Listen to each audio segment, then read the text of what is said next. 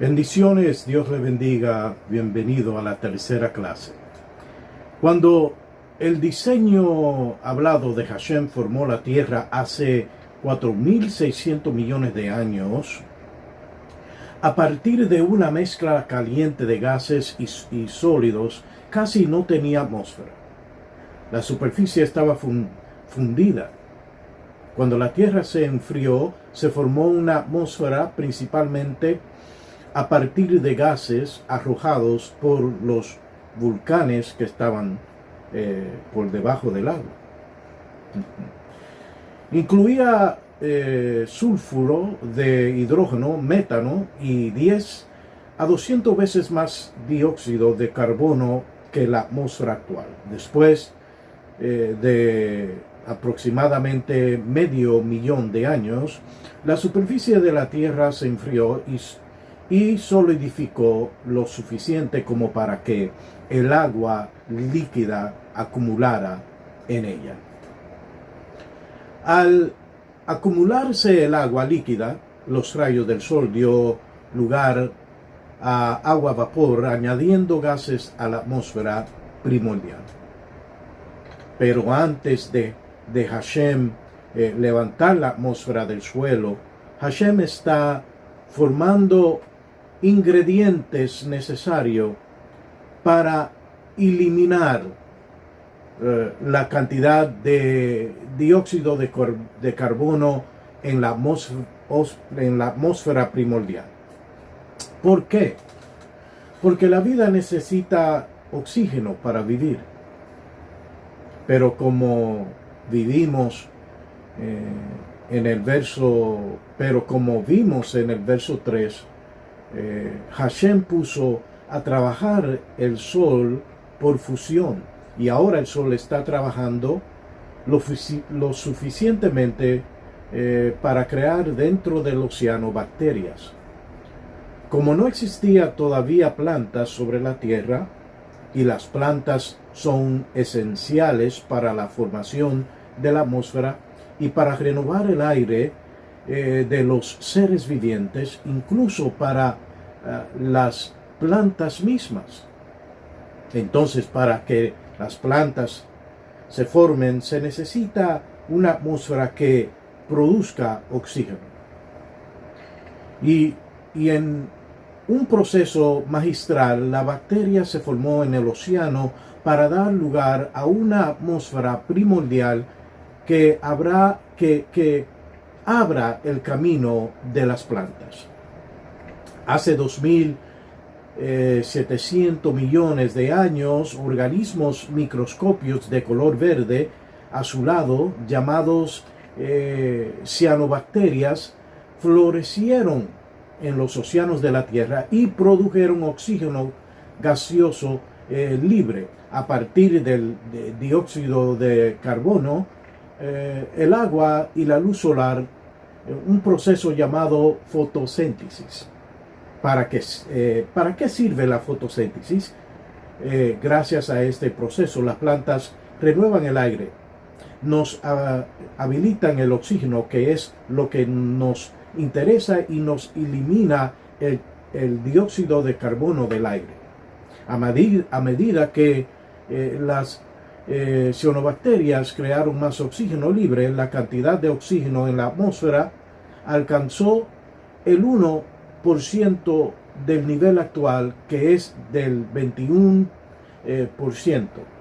Y es ahí donde entramos a este verso. O sea, a esa serie de eventos le sigue este verso. Luego dijo Dios, haya expansión en medio de las aguas. Verso 6. Luego dijo Dios, haya expansión en medio de las aguas. Vamos a detenernos aquí. Haya expansión en medio de las aguas. Habían dos aguas. Las aguas obviamente se refiere a las aguas del océano, y la otra agua es la atmósfera. La atmósfera es una región de distintos niveles de gases que nosotros llamamos el cielo. Entonces, lo que estamos viendo en este verso es que las aguas están juntas, está una encima de otra. O sea, las moléculas de agua están sobre la superficie de la tierra. Ahora Dios quiere levantar la atmósfera para crear un espacio en medio del océano y la atmósfera. Este espacio se llama la troposfera. La troposfera es parte de la atmósfera. La troposfera es la región donde los seres vivientes se pueden movilizar y donde vuelan los aviones. Empieza desde el suelo o el océano y llega hasta aproximadamente 35 a 45 mil pies de altura. Después de esa altura empiezan las otras regiones de la atmósfera. La estratosfera. La estratosfera comienza justo por encima de la troposfera y se extiende hasta 31 millas de altura. La capa de ozono que absorbe y dispersa la radiación ultravioleta solar está en esta capa. La mesosfera. La mesosfera comienza justo por encima de la estratosfera y se extiende hasta 53 millas de altura. Los meteoritos que se queman en esta capa. Termosfera. La termosfera comienza justo por encima de la mesosfera y se extiende hasta 372 millas de altura. Wow, estamos bien protegidos. Ahí se mueven los satélites en esa capa. Ionosfera. La ionosfera es una capa abundante de electrones y átomos ionizados y moléculas que se extiende desde aproximadamente 30 millas sobre la superficie hasta el borde del espacio, aproximadamente 600 millas.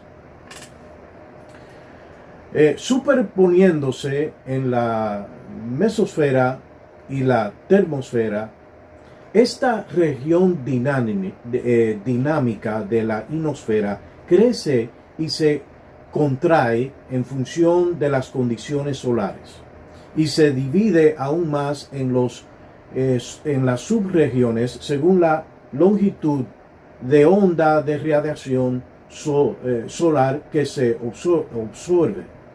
La ionosfera es un eslabón crítico en la cadena de interacciones solar y la Tierra. Esta región es lo que hace posible la comunicación por radio. Esta es la región que los Estados Unidos, por medio del proyecto HAARP, quiere dominar. Así están atrapando todas las comunicaciones de todos los gobiernos y ciudadanos del mundo por medio de la ionosfera. La exosfera, este es el límite superior de nuestra atmósfera. Se extiende desde la parte superior de la atmósfera y sigue más allá del espacio. Ahora, Génesis capítulo 1, verso 6 al 8 dice: luego dijo Dios, haya expansión en medio de las aguas y separe las aguas de las aguas. Verso 7, hizo Dios la expansión y separó las aguas que estaban debajo de la expansión de las aguas que estaban sobre la expansión, y fue así. Verso 8 dice: y llamó Dios a la expansión cielos. Y fue la tarde y la mañana el día segundo. Cielos en plural por las distintas regiones. Génesis capítulo 1, verso 9 y 10. Dijo también Dios: júntense las aguas que están debajo de los cielos en un lugar, y descúbrese lo seco, y fue así. Verso 10 dice: y llamó Dios a lo seco tierra, y a la reunión de las aguas llamó mares, y vio Dios que era bueno. Aquí obviamente está hablando de la aparición de la tierra seca. Para reunir las aguas en un solo lugar, el eterno Hashem utilizó las placas tectónicas y posiblemente reduciendo la velocidad de la tierra drásticamente, causó que las aguas se reúnan en un solo lugar. ¿Qué dice la ciencia sobre estos versos? En el verso 10, donde habla de la reunión de los mares, se refiere tácitamente a la formación de los continentes, pues la única manera de formar mares es creando continentes. Cuando la tierra seca salió, surgió en un solo pedazo de tierra, tal y como lo explica la Biblia. Pues así las aguas se juntan en un solo lugar, obviamente va a salir un solo pedazo de tierra. ¿Qué dice la ciencia? La ciencia increíblemente tiene algo similar a lo que se registró en Génesis hace miles de años atrás. Se necesitaron cientos de millones de años para que surgieran las primeras masas de tierra. Wow. La Biblia y la ciencia a la par. Hace unos 250 millones de años, mucho después de que la Tierra se hubiera formado, todos los continentes de la época se había unido para formar un supercontinente llamado Pangea o Pangea. Este supercontinente se disolvió hace unos 200 millones de años para formar dos continentes gigantes, Gondwana y Laurasia. Gondwana se conoce con lo que ahora es África, América del Sur, Australia, la Antártida y la India. El subcontinente indio se encontraba frente a la costa este de África antes de separarse y moverse rápidamente hacia el norte. Y chocó con Asia, creando una de las cadenas montañosas más grandes del mundo, que se extiende por más de 2.500 kilómetros. Se llama la Himalaya, o en inglés, the Himalayas.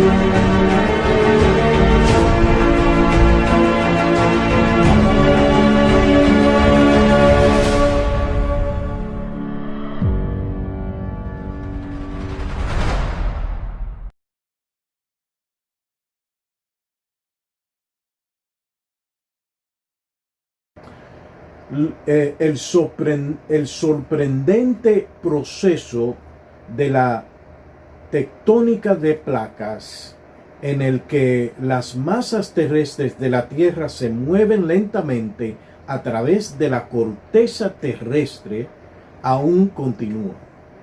Por eso existen los terremotos. En el futuro, algunos científicos han pronosticado que los continentes actuales convergerán nuevamente para formar un nuevo supercontinente. Vamos a Génesis capítulo 1, verso 11 al 13. Verso 11 dice: después dijo Dios, produzca la tierra hierba verde, hierba que dé semilla, árbol de fruto, de fruto según su género, que su semilla esté en él sobre la tierra, y fue así. Produjo pues la tierra hierba verde, hierba que da semilla según su naturaleza, y árbol que da fruto cuya semilla está en él según su género, y vio Dios que era bueno. Y fue la tarde y la mañana el día tercero. Wow. Me encanta esto. ¿Qué vino primero, la semilla o la planta? Algo interesante, muy interesante la pregunta. La Biblia dice en Génesis que antes de los árboles existió la hierba. Verso 11 dice: produzca la tierra hierba verde, hierba de semilla. Wow, eso está poderoso. Una escritura antigua denotando ciencia y análisis del siglo XXI. La ciencia habla de algo similar, como una especie de musgo simple que se producía liberando esporas que se llevaban cuando llovía, dando lugar a la semilla. Tal y como dice Bereshit Génesis en la Torá, las plantas fueron formadas primero. La planta vino primero. Hay muchas plantas sin semillas en el registro fósil. Más adelante, en el registro fósil, hay plantas que producen semillas. Entonces, las plantas llegaron primero, millones de años antes que las plantas de semillas. Así que los primeros fósiles de plantas terrestres complejas datan de hace unos 470 millones de años. Se parecían a las hepáticas, una especie de musgo simple, y se producían liberando esporas que se llevan cuando llueve. Las esporas contienen una sola célula, mientras que una semilla contiene un embrión fertilizado que está protegido contra las cosas del ambiente por una capa resistente. Estas características adicionales tardaron otros 150 millones de años en formarse, tras lo cual surgieron las primeras plantas con semillas. Entonces las plantas llegaron primero por un largo camino. Shalom y paz.